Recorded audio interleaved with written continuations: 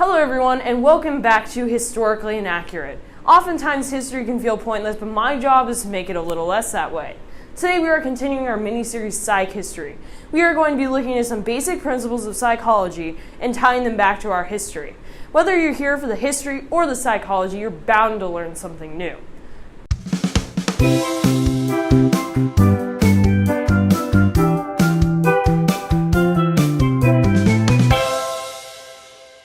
Okay, this video is actually about the science of deceit, not clickbait. I know it's sad.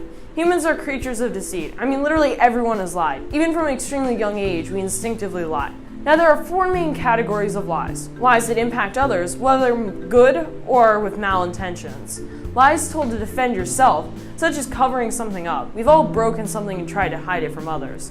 Lies to promote yourself. This could be making yourself look better, like me saying I'm a professor, or maybe just making something up just to be funny. And lies told for unclear reasons. This is when you tell a lie and immediately ask yourself why. Why did I do that? Even you don't understand what motivated the lie or what you were trying to gain or accomplish with it. Scientists really don't understand what causes this. Now back to the history. When industrialism was in full swing, political corruption, industrial monopolies, and fraudulent business practices ran rampant throughout America. One of the biggest issues that people of the time faced was the disregard that factory owners had towards their employees. To learn more about the trials and tribulations that factory workers endured, watch PsycHistory, The Science of Change, in which we go into more depth on labor unions and working conditions during the period. Basically though, working was even more horrible during industrialism than it is now. Factory owners often lied about working conditions and used their elevated status to manipulate workers. This led to extremely toxic working environments in which workers protested with little success. Now, how do we recognize and expose liars? This is a really important skill that isn't that hard to understand. So me and my crew decided to run an experiment on some of our coworkers. This is an extremely simple psychological experiment that any of you can try at home. All we used for this experiment was a deck of cards, a reward, and a hidden camera to record. Okay, so this experiment, I sat in that chair right there, which you can't see, which is kind of sad. But anyways, I sat in that chair and I had a deck of cards, and I said, if you can guess the card that I'm about to draw without looking at it at all using your psychological senses, then I will give you Halloween candy, because we have way too much of that anyways. So basically, we went through about 20 or so people. I believe 3 of them lied, and we're going to go over some footage of what we learned and what happened throughout the experiment. For starters, people who flipped the card while I left the room always had a very long, drawn-out explanation on how they figured out what the card was.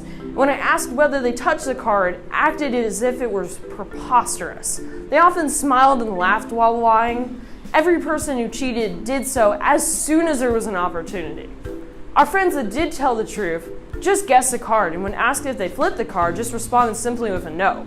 Now, what is the takeaway from this experiment? Liars tried really hard to make it seem like they aren't lying, and those telling the truth have little reaction when being asked if they are a liar. Now, the reason I personally think that liars act this way is because it's constantly on their mind. They feel guilty about it, and this is how they try to clear their conscience, per se. Now, people called muckrakers, almost all of which lived in the early 1900s, were extremely adept at telling whether someone was lying.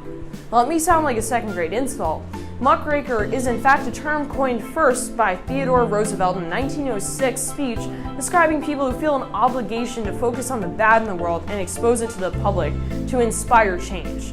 Roosevelt lifted the term from a passage in John Bunyan's Pilgrim's Progress that uses the metaphor of muckrakers for those who only look down, focusing on the muck he has to rake even when offered a glowing celestial crown. While this passage was meant to criticize those who lack religious faith, Roosevelt turned it into a positive description for those who focus on and fix the problems in the world. Muckrakers were mostly journalists such as Upton Sinclair, Lincoln Steffens, Ida Tarbell, Edwin Markham, Henry Damaris Lloyd, Ray Stannard Baker, Samuel Hopkins, and then, last but not least, Samuel Hopkins Adams. These journals gave voice to the growing public interest in political corruption and industrial monopolies. These muckrakers used many of the strategies we discovered in our little experiment to sniff out corruption of their time. Due to this, muckrakers were known to expose lies factory owners were selling, resulting in positive changes such as the end of child labor. The muckraker movement, which was largely successful, eventually died off in the early 1900s. But many of their successful methods live on in investigative journalism today. And that is all I have today on the Science of Deceit. I really hope you enjoyed this video and that you will use this new knowledge of the past sometime in the future. I'm Professor Will, and this has been PsycHistory.